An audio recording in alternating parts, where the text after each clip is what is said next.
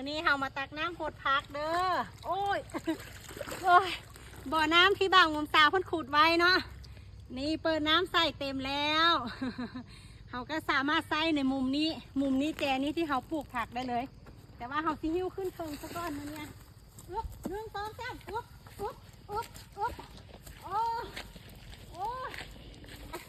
เขามีน้ำอยู่ถังนึงอยู่ตรงนั้นเนาะนี่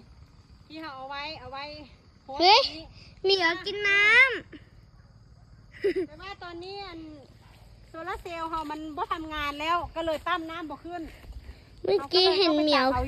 เมื่อกี้เห็นเหมียวกินน้ำด้วย ก็เลยต้องไปตักเอายูโอ่งขึ้นมาซะก่อนจ้าว่ายูโอ่งเพราะว่ายูบ่อน้ำขึ้นมาซะก่อน อยู่โอ่ง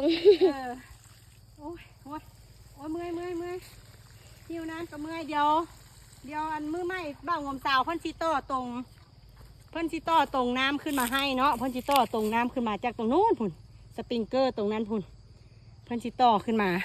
แต่ว่ามื้อนี้บ่ทันแล้วเราก็เอาหดตรงนี้ก่อน โอเค บ๊ายบาย โอเคบ๊ายบาย